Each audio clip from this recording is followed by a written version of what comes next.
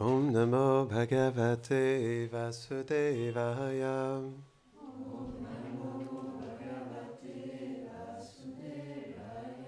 Om Namo Bhagavate Vasudevaya.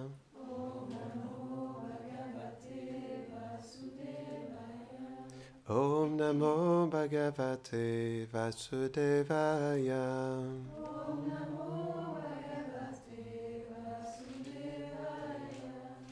Bonjour et bienvenue à tous à Radha Kripa Rohan.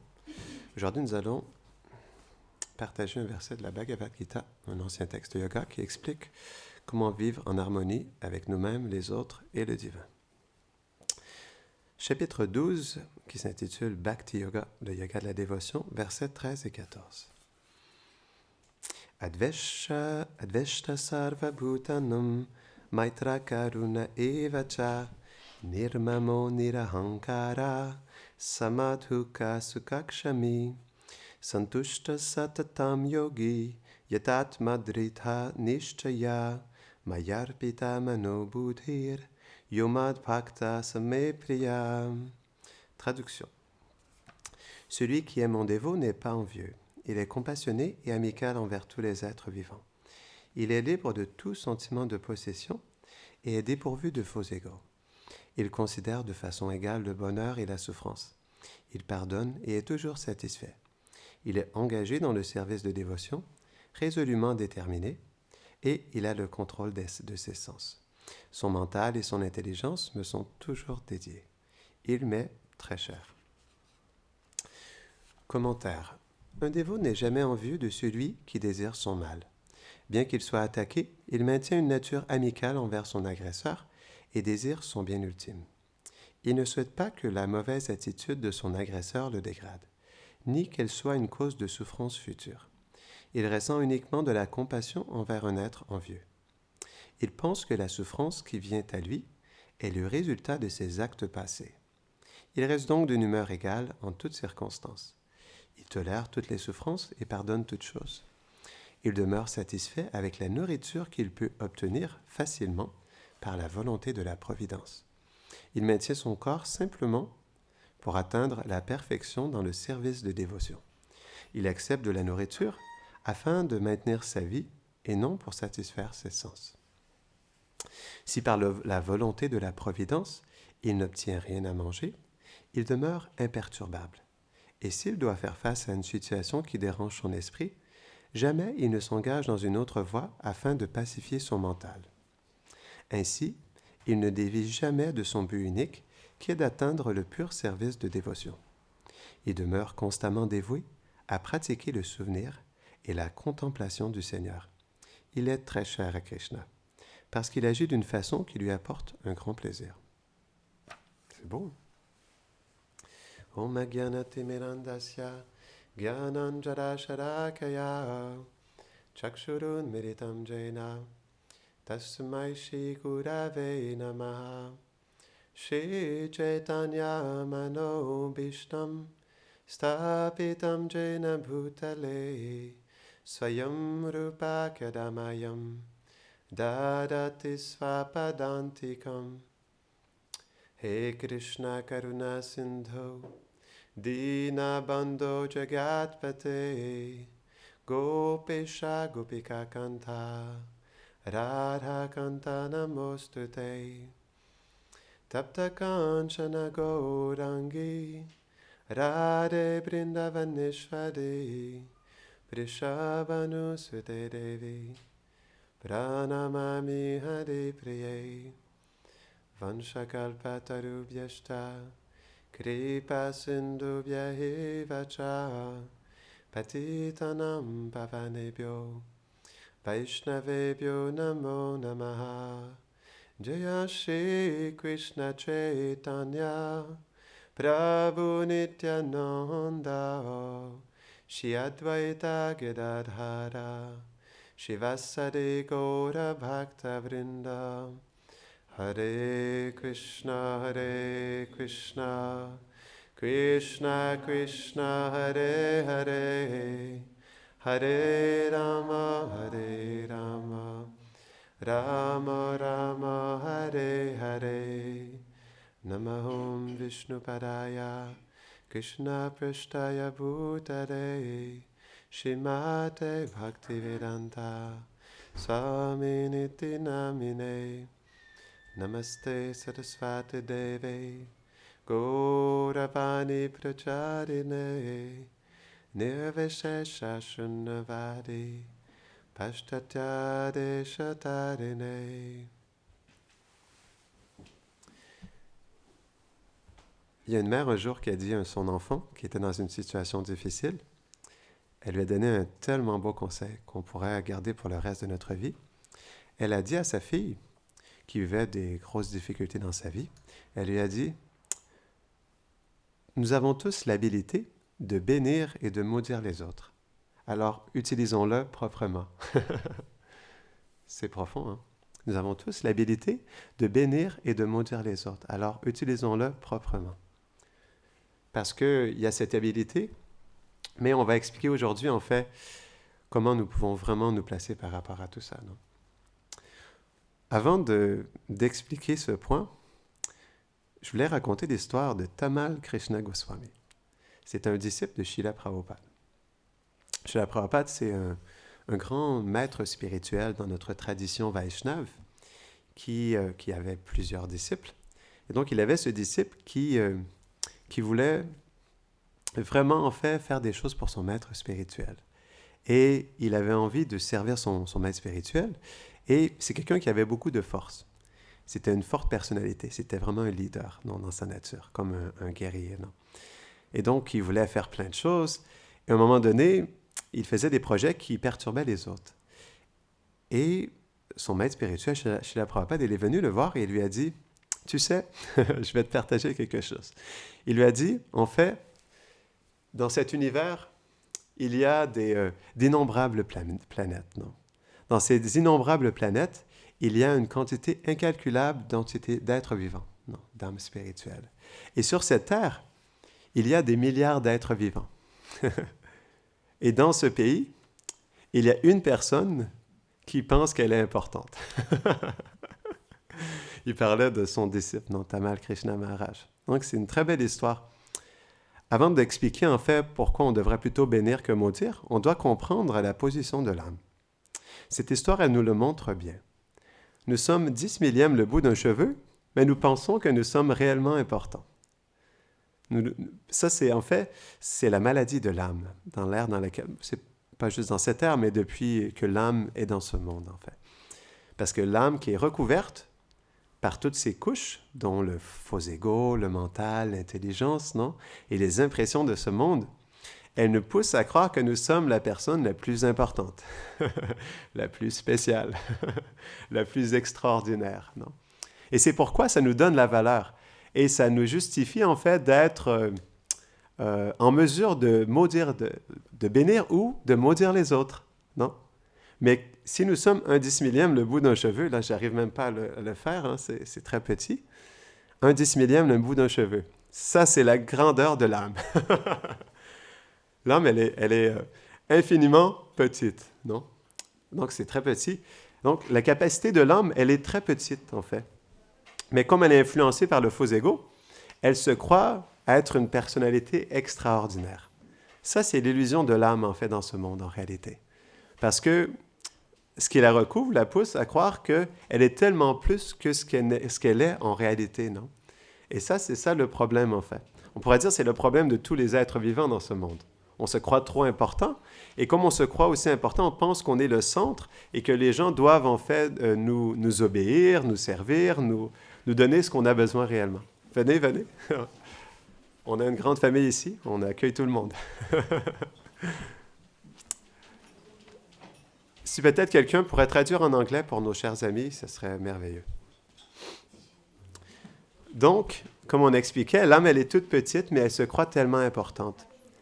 Et, donc, comme on expliquait tout à l'heure, mais si elle est petite, quelle est vraiment sa capacité de contrôler les choses dans ce monde? Ou de, on pourrait dire, s'affirmer. Non. OK. Je suis un 10 millième de bout d'un cheveu et je suis important. C'est ça, non? Je suis important. Non. C'est ce qu'on se dit, non? Je suis un 10 millième de bout d'un cheveu, mais je suis vraiment important. Mais si on réalise vraiment qu'est-ce qu'on est un 10 millième le bout d'un cheveu, est-ce qu'on est vraiment important en réalité?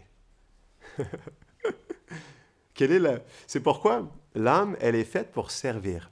Et aussi, elle est faite pour accepter qu'elle est infime et qu'elle est petite. C'est pas un problème d'être petit, parce que c'est notre nature. C'est pas un problème. Parce que l'âme, elle est faite pour être petite en réalité, non? Et donc, c'est pourquoi, justement, le plus on accepte ce qu'on est réellement et le plus on s'enlève un poids sur nos épaules. Parce qu'on porte tellement un lourd fardeau sur nos épaules à penser qu'on est important, qu'on a de la valeur et qu'on a de l'influence dans ce monde. Mais quelle est notre influence en réalité? Et notre influence, elle vient de quoi? Il faut se poser la question. L'influence, elle vient de l'énergie matérielle. Krishna, il explique ça. C'est dans le Bhagavatam. C'est expliqué que, en fait, le Seigneur, il nous donne, en fait, les qualités. Mais il explique ça aussi dans le Bhagavad Gita. Il dit, je suis l'habilité dans l'homme.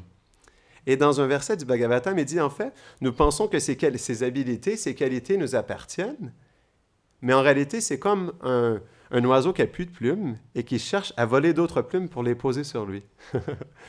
Ça, c'est la nature de l'âme qui cherche à s'approprier les qualités qui ne sont pas siennes, les habilités qui lui sont données par l'énergie matérielle, non? Qu'est-ce qui fait que quelqu'un peut faire du piano, que quelqu'un peut peindre, que quelqu'un peut parler, que quelqu'un peut bien cuisiner? C'est pas que c'est l'âme qui a manifesté ça. C'est que, en fait, le Seigneur, qui est présent en chaque chose, manifeste ses qualités dans chaque chose. C'est la seule et unique raison, en réalité, que nous pouvons faire des choses dans ce monde. C'est parce que le Seigneur nous le permet à travers le corps qu'il nous a donné, non? Non, même ça, c'est pas nous. Ce corps qui nous a été donné, on pourrait dire, il nous est prêté pour que nous puissions vivre dans ce monde. Mais il nous est prêté, ce n'est pas notre corps. La preuve, on doit le quitter au moment de la mort. On l'a reçu au moment de la naissance, mais on doit le quitter au moment de la mort. Donc, c'est quelque chose, c'est un emprunt qui est donné par l'énergie matérielle, par Krishna, pour pouvoir nous permettre de vivre dans ce monde. Non? Donc, même tout ce que nous exprimons à travers ce corps, ce n'est pas nous. Dans toutes les qualités que nous pouvons manifester. Peut-être que certaines personnes, dû à leur vie passée, ont un karma qui leur permet d'avoir plus d'habilité dans autre chose que d'autres, non? Certaines personnes peuvent faire mieux dans un domaine en particulier que d'autres, non? Mais ça, c'est toujours donné par l'énergie matérielle, non? Donc, c'est pourquoi, en plus d'être un 10 millième le bout d'un cheveu, on s'enorgueillit de quelque chose qui n'est pas nous et qui n'est pas manifesté par nous. C'est balèze. Ça, c'est le pouvoir de l'énergie matérielle. Donc, c'est pourquoi dans la Bhagavad Gita, et les grands sages, en fait, nous expliquent et nous répètent constamment ce même point, mais qui est tellement important pour nous, que nous ne sommes pas le corps, mais que nous sommes tout simplement l'âme spirituelle, et que nous sommes un 10 millième le bout d'un cheveu. Ce n'est pas un problème, c'est la nature de l'âme. C'est la position naturelle de l'âme d'être un 10 millième de bout d'un cheveu. Mais le problème, on a expliqué qu'on était, on pourrait dire, on était tous malades à quelque part. La maladie, c'est que nous sommes un 10 millième le bout d'un cheveu, mais on se croit la création entière. Ça, c'est notre maladie. C'est balèze. C'est la puissance de ce virus qui est en nous, qui nous pousse à croire qu'un 10 millième le bout d'un cheveu peut déplacer la création entière. Je peux vraiment déplacer de l'air, non? Mais en réalité, qu'est-ce qu'on fait, non? Même ce corps, on expliquait, c'est donné par l'énergie matérielle. Mais en plus, qu'est-ce qui fait que ce corps bouge? C'est l'âme suprême qui est située dans le cœur. C'est expliqué que c'est lui qui fait bouger chaque chose dans ce monde. Premièrement, comme il est conscient de nos activités passées, de nos vies passées, il nous donne un corps selon nos désirs et selon ce que nous avons mérité de nos activités passées. Donc, c'est lui qui est en conscience de ça parce il nous accompagne vie après vie, l'âme suprême. C'est le Seigneur, mais qui est présent, localisé dans le cœur de tous les êtres et qui est à côté de nous à chaque instant. Non? Et qui nous accompagne et qui nous permet, selon ce qu'on désire et ce qu'on mérite, de faire des choses dans ce monde. Et donc, il est toujours conscient.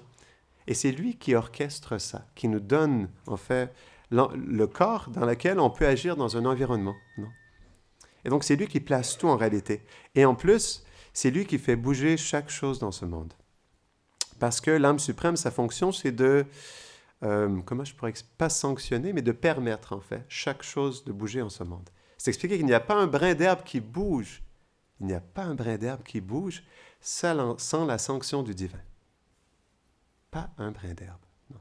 Donc c'est toujours lui en réalité, qui est toujours en contrôle de toutes ces choses. C'est pourquoi même c'est expliqué que cet âme suprême, il contrôle absolument tout, mais dans tous les moindres détails. Il ne fait jamais aucune erreur et il est notre meilleur ami. Ça, c'est l'âme suprême. Non? Donc, il est toujours là à nous accompagner à chaque instant et il contrôle tout. Et donc, même en fait, ce qu'on pense exprimer dans ce monde, c'est lui qui contrôle tout ça. Il nous permet d'agir à travers notre libre arbitre et de désirer des choses. Et à travers ce désir, tout bouge. Parce que en anglais, on dit « Man proposes, God disposes ». On propose et Dieu dispose. Non? Donc, on a un désir. C'est dans le spontané, ça se fait directement. C'est quelque chose qui est complètement mystique. À chaque pensée, chaque geste qu'on veut faire, l'âme suprême envoie l'information à l'énergie matérielle pour qu'elle puisse agir et faire bouger les choses. Non? Donc, même là, même en fait, on a expliqué, on va revenir à ce point parce que c'est un beau point, je trouvais, cette capacité à bénir ou à maudire les autres. Est-ce qu'en réalité, c'est de notre capacité? Et en plus, est-ce qu'on a cette pas responsabilité, mais pardon? Merci. Est-ce qu'on a cette prérogative de bénir ou de maudire les autres? Ça, on pourrait se poser la question aussi. Parce que comme c'est seulement le Seigneur suprême qui contrôle absolument tout, c'est lui qui est en mesure de bénir et de maudire. Non. Qui envoie le karma, parce que c'est expliqué que ce n'est pas nous qui sommes la rose ou l'éclair sur la tête des gens. Ou de nous-mêmes. On pourrait parler de nous-mêmes, non? Ce qui nous arrive, c'est pas... Donc, l'âme suprême, elle a, dépendamment comment nous, on interagit avec ce monde, avec Dieu, dans notre cœur, avec l'état d'esprit que nous avons, ben, le divin, il peut être soit, c'est expliqué, il peut être soit un éclair et nous fracasser du karma, ou il peut être une rose et nous bénir pour nous aider à nous éveiller à notre véritable nature. C'est toujours lui qui fait ça en réalité. Donc, l'origine du fait de bénir et de maudire est le Seigneur suprême, c'est pas nous. Jai Shri Nishingadev Bhagavan Ki. Jai Shepalad Maharaj Ki. Jai. C'est trop beau, la synchronicité. Donc, on parle et le Seigneur apparaît. Donc, il nous montre que c'est lui qui contrôle tout, que c'est lui qui est présent. Et que c'est lui qui mène notre vie, c'est le planificateur suprême. Non? Donc, c'est pourquoi, en réalité, c'est un point intéressant. Donc, c'est lui, comme c'est lui qui donne la vie, c'est lui qui enlève la vie. C'est expliqué. Je ne me rappelle pas en sanskrit. Krishna Mareke, quelque chose. En tout cas. Donc, c'est expliqué. Krishna, s'il veut protéger une personne, il n'y a personne qui peut le tuer. Mais s'il veut enlever la vie à une personne, il n'y a personne qui peut le protéger. Donc, c'est lui qui donne la vie, qui enlève la vie. Il dit même aussi dans le 15e chapitre que c'est lui qui est la source de la connaissance, du souvenir et de l'oubli. Donc, c'est lui qui nous donne la connaissance, n'importe quelle connaissance, mais la connaissance sur lui et aussi la source, non? Mais c'est lui qui nous met dans l'oubli aussi de notre vérité. Donc, en réalité, c'est lui qui est en contrôle de tout, non? Donc, tous ces différents points-là peuvent nous aider à comprendre que c'est Krishna qui contrôle absolument tout. Et c'est quelque chose qu'on doit honorer. On peut assister Krishna. C'est la seule chose qu'on peut faire. Même si on est infiniment petit, on a cette nature en nous qui est très belle et qui est la position naturelle de l'âme, c'est d'assister le Seigneur. D'assister, en fait, les êtres vivants, d'assister notre maître spirituel, non? D'assister les personnes saintes qui sont là, qui nous aident dans le chemin spirituel, non? Donc ça, c'est ce qu'on peut faire. C'est la nature de l'âme. Tatastha Shakti. L'âme, elle est une assistante parce qu'elle n'a pas d'autre position que ça en réalité. Quand on est 1/10 le bout d'un cheveu, qu'est-ce qu'on peut faire? À part servir, à part assister, à part être dépendant de Dieu. On ne peut pas faire autre chose. Quelle est la capacité d'une âme qui est une étincelle spirituelle qui est 1/10 le bout d'un cheveu? C'est infiniment petit. Donc, c'est pourquoi on avait établi tout à l'heure que de toute façon, dans ce monde, chaque geste qu'on pose, c'est ordonné, c'est sanctionné, permis par l'âme suprême. Et c'est lui qui ordonne à l'énergie matérielle de faire bouger les choses. Donc, c'est toujours lui, en réalité, de toute façon, qui est toujours, à travers sa main, qu'on a invisible pour nous, non? Qui contrôle absolument tout, non? Mais lorsqu'on parle de contrôle, ce n'est pas un mauvais contrôle. C'est un contrôle d'amour. Parce qu'il fait tout simplement, il agit selon sa nature. Parce que c'est lui la personne suprême. comme il explique dans le 5e chapitre, verset 29, qu'en fait, il est le créateur de toute la création. Dans le 10e chapitre de la Gita, il dit que, en fait, tout émane de lui. Toute la création matérielle, toute la création spirituelle émane de lui. Donc, il établit qu'il est même la fondation du Brahman, qu'il est la base du Brahman. Que c'est lui, en fait, que tout est c'est comme des perles qui sont sur un fil, non? Jai. Jai, la famille transcendantale. Qui? Jai. Donc, tout tient sur un fil, non? Comme des perles qui tiennent sur un fil. Donc ça, c'est un beau verset. Ça nous montre aussi comment il est présent. Donc, c'est sa nature. Mais, le point, je vais revenir à ça aussi. Donc, on expliquait, notre problème dans ce monde, c'est que nous sommes un 10 millième, le bout d'un cheveu, mais nous voulons être Krishna. Tandis que c'est lui seul qui est le Seigneur suprême. Mais, donc, on peut y penser un instant. Il y a combien d'êtres vivants sur Terre? Il y a d'êtres humains. Mais il y a tous les animaux, il y a des milliards d'êtres vivants. Et donc, chaque être vivant dans l'univers pense qu'il est Dieu. Ça fait du monde. Donc, c'est comme... Ça fait des milliards de petites âmes, un 10 millième, le bout d'un cheveu, qui pensent tous qu'ils sont Dieu, le Seigneur suprême, le créateur de toutes choses et le contrôleur de tout ce qui bouge. Ça, c'est l'âme conditionnée, en fait. Donc, c'est pourquoi c'est notre problème. Parce que c'est ce qui crée toutes les complications pour l'être vivant. Parce qu'on expliquait, en fait, c'est ça le faux ego, ça nous pousse à penser qu'on a tellement une grande responsabilité sur nos épaules. On porte tellement un lourd fardeau à essayer de protéger notre fausse identité, non?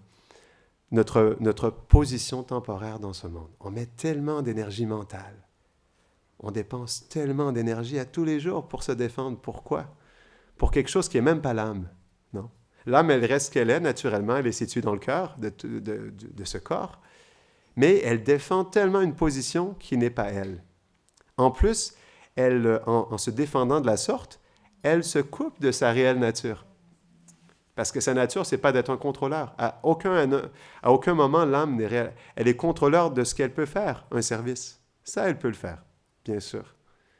Elle est en contrôle de ça. Elle a le libre arbitre, elle peut décider si elle veut soit prendre cette position d'être le contrôleur ou prendre l'humble petite position d'être un serviteur. Donc ça, c'est toujours la possibilité de l'âme parce que c'est sa position naturelle, non?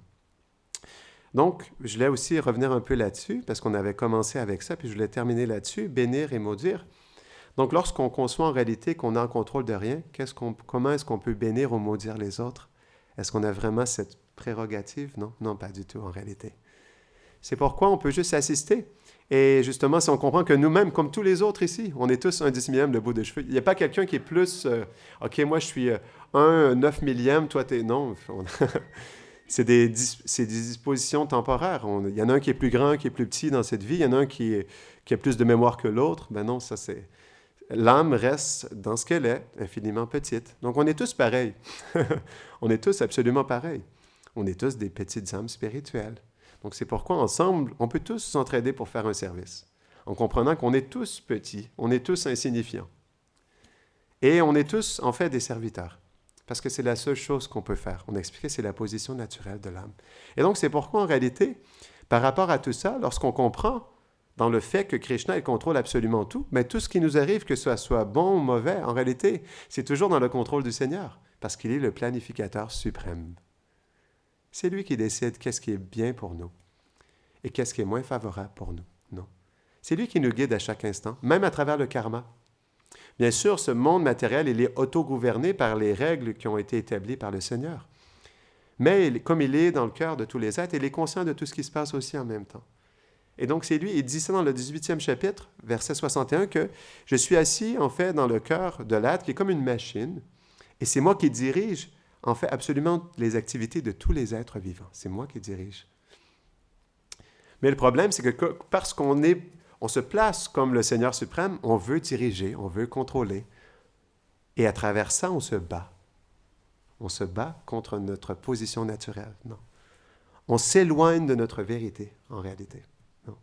Plus on se bat, plus on se borne, non, à être à penser être Dieu, non, le contrôleur suprême, et plus, en réalité, on perd notre vérité, on perd notre nature, et on perd nos moyens en réalité, parce qu'on ne peut pas faire plus que ce que nous sommes.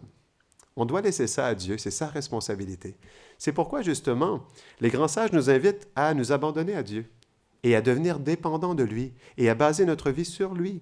Et ce qu'on appelle ces dévots, les Vaishnavas, qui sont des âmes réalisées qui descendent dans ce monde et qui sont connectés avec le Seigneur, mais dans leur fonction éternelle, d'être des petits serviteurs. Et ces serviteurs, ils veulent juste, en fait, nous ramener dans notre position naturelle, mais aussi nous remettre là où nous devons être, au pied du Seigneur. Non. Il y a une belle prière dans le Shikshastakam qu'on récite à tous les matins. En fait, s'il te plaît, Seigneur, je veux juste être, en fait, un grain de poussière à tes pieds. Juste un grain de poussière. Ça, c'est la position de l'âme. Et lorsqu'elle se positionne de la sorte, c'est comme ça qu'elle peut réellement vivre, qu'elle peut réellement s'exprimer. Elle ne peut juste s'exprimer que par le service. Non. On parle de l'expression de l'âme. On ne parle pas de l'expression du faux ego, de la fausse identité, mais l'expression de l'âme. Juste être un petit serviteur. Laisser Krishna faire les choses, non? Et c'est expliqué même, il y a une belle teneur reportée par Srila Prabhupada, même dans les revers de situations les plus intenses de notre vie, plus nous essayons de nous défendre, de résister à ces revers de situation, et plus nous nous enfonçons dans les ténèbres de l'existence matérielle. C'est beau. Donc plus nous essayons de nous battre en réalité, et plus nous tombons en fait dans les ténèbres de l'ignorance, ce qui veut dire déconnecter de notre vérité. Non? C'est pourquoi les dévots du Seigneur, les âmes réalisées, ils sont prêts à absolument tout accepter pour le Seigneur. Et ils voient absolument tout comme la miséricorde du Seigneur. C'est pourquoi ils ne cherchent pas à maudire personne, ils cherchent juste à bénir en fait les autres. Parce qu'ils voient les autres comme des moyens de les aider à devenir ce qu'ils sont réellement, complètement insignifiants et petits. Parce que c'est la nature de l'âme. C'est la position, c'est beau, c'est la position naturelle de l'âme. L'âme, elle est faite pour ça. Plus elle s'éloigne de ça et plus elle souffre. La cause ultime de notre souffrance, c'est d'essayer d'être quelque chose que nous ne sommes pas. Dieu. C'est juste ça en réalité. On n'est pas Dieu, nous ne serons jamais Dieu. Nous sommes une étincelle de Dieu, oui, pas de problème. Ça, on peut s'identifier complètement à ça tout le reste de notre vie. On peut profondément s'absorber dans le fait d'être une petite âme spirituelle insignifiante. Et c'est bon d'être petit. Parce que c'est dans cette petitesse qu'on se retrouve réellement et qu'on peut réellement, comme on l'expliquait, vivre et s'exprimer. Non. On s'exprime à travers notre petitesse, ça veut dire juste assister le Seigneur. Non. C'est ce que Krishna, il termine par ça dans la Bhagavad Gita. Abandonne tout devoir dans ce monde et tout simplement, abandonne-toi juste à moi. Non? Je te protégerai de tous les réactions karmiques. N'aie pas peur. Je suis avec toi. Je suis ton meilleur ami. Et donc, dans le verset 65 aussi, je vais vous le lire. Je ne me rappelle plus la traduction. Je me rappelle en anglais, mais en français, je vais terminer là-dessus. Offre-moi ton mental. Deviens mon dévot en chantant et en écoutant ce qui a trait à mes noms, à mes formes, à mes qualités et à mes divertissements. Adore-moi et offre-moi tes hommages. De cette façon, certainement, tu viendras à moi. Je te promets cela sincèrement parce que tu m'es très cher. Jai Grantaraj Shrimad Bhagavad Gita ki Jai Nitai Gaura Premanande.